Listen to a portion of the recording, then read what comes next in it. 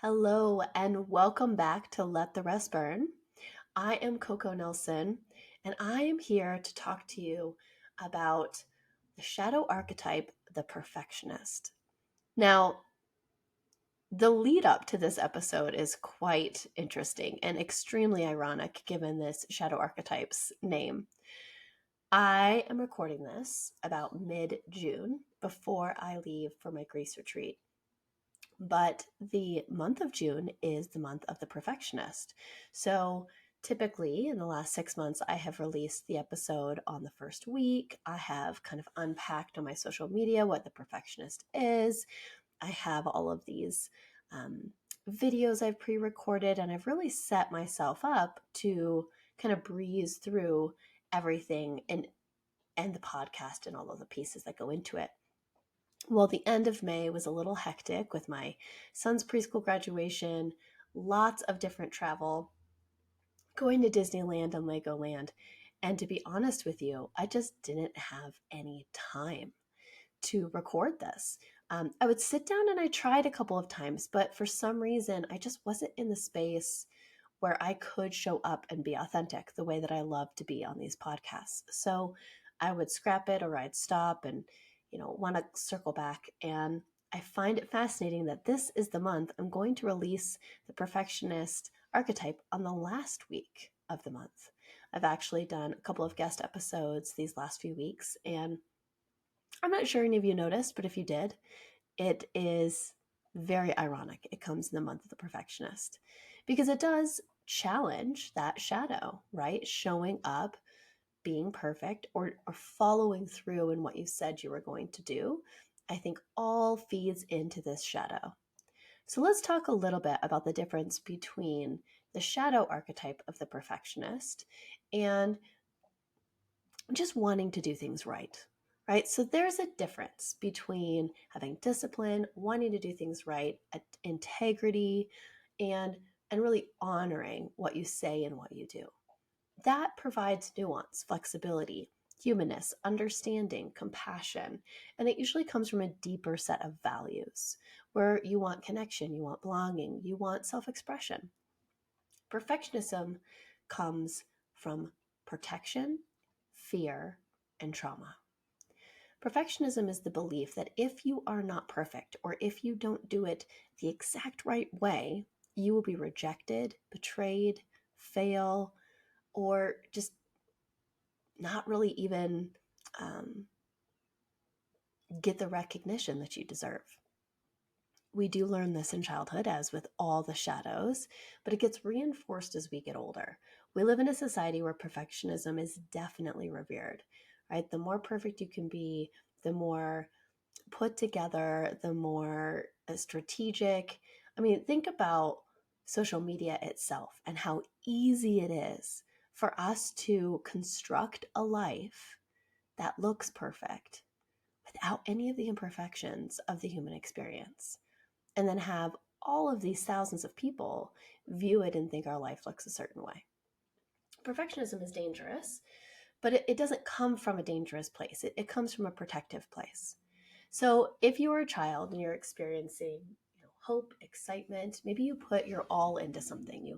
You're vulnerable, you draw this really great picture of a hippo, we'll say.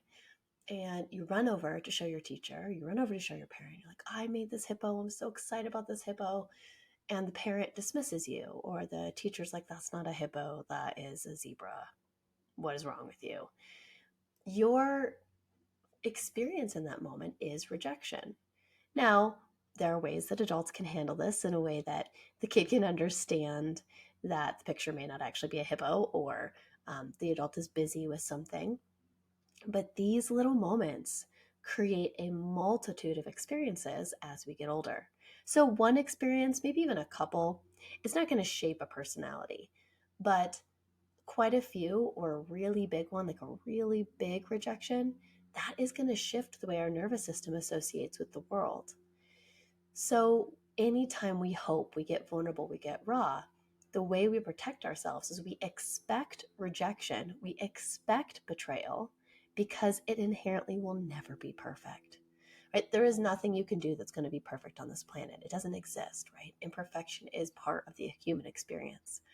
And so you can set yourself up to expect failure, expect to be let down, expect to be dismissed. And oftentimes it is a self fulfilling prophecy because the way that you're going about whatever it is doesn't make someone feel connected to you. And when somebody's not feeling connected to you, oftentimes you are going to get dismissed or turned away from because their alarm bells and their triggers are going off. So perfectionism is that way that we try and take on the world and have control over it and feel good in a chaotic and crazy and uncontrollable world. Perfectionism is what I would say is the sister to an eating disorder. It's in like Ed's best friend. Most people that have eating disorders that I've worked with also have the perfectionist archetype, loud and proud. And oftentimes they get really close to perfection. I mean, they are extremely focused and usually highly intelligent. And it becomes almost this consuming experience of how close to perfect can I get? And how much pain can I lessen the more that I get perfect? This shows up in grades, in your body type, in the way that you associate with people. It shows up everywhere. I'm unique in this. I'll get a little vulnerable on this episode and share from my perspective about perfectionism. The healing solve to perfectionism is embracing the messiness of life and teaching your nervous system that with the messy actually comes more connection. So you deepen into that uncomfortable kind of anxiety-based wave that happens when you're not perfect, and you lean into the support systems of people who see you, honor you, and want to connect with you regardless of your performance. My perfectionism comes out definitely in work, but mostly in romantic relationships.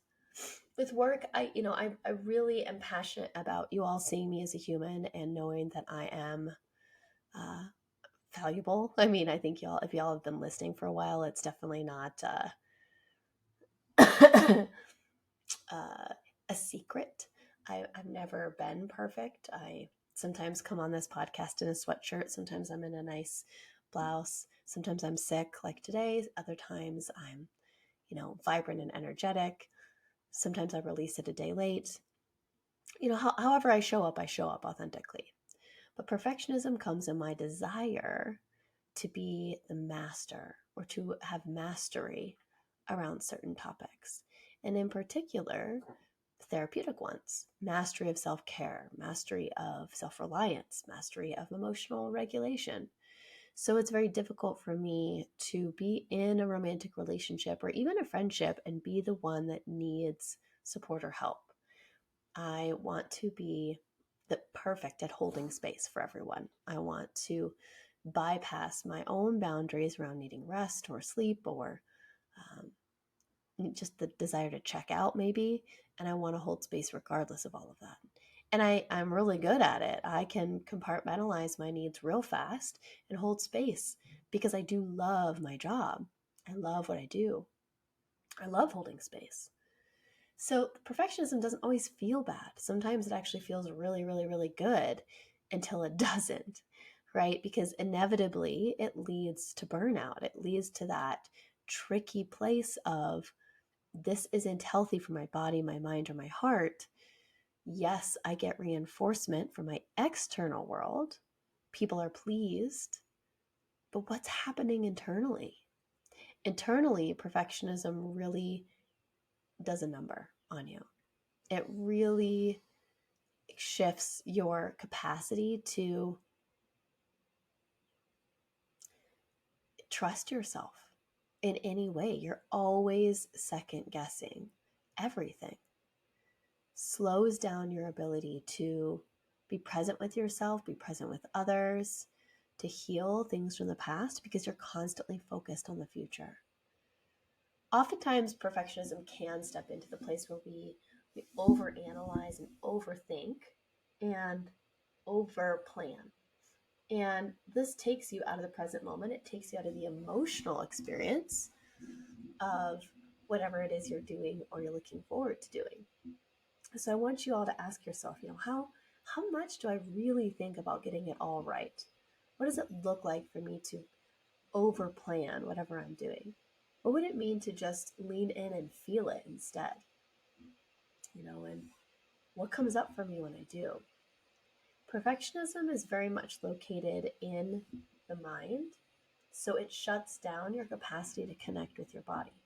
Our body is very comfortable with the messy. Our body is very comfortable with the valuable because that's how it has always learned. Think about a baby walking or talking or eating, really anything a baby does. It learns by making mistakes. So our body is very well versed with making mistakes. Our mind, or our ego, desires to control it so that we don't experience the pain of falling down, or we don't experience the pain of rejection. And this is the hardest lesson as humans, and why the shadows themselves, I think, have been created. Pain is part of the human experience, but it's not the whole experience. It's a portion of it. But with pain comes the capacity for great joy, great happiness, great pleasure. And speaking of pleasure, this steps into our relationship sexually as well.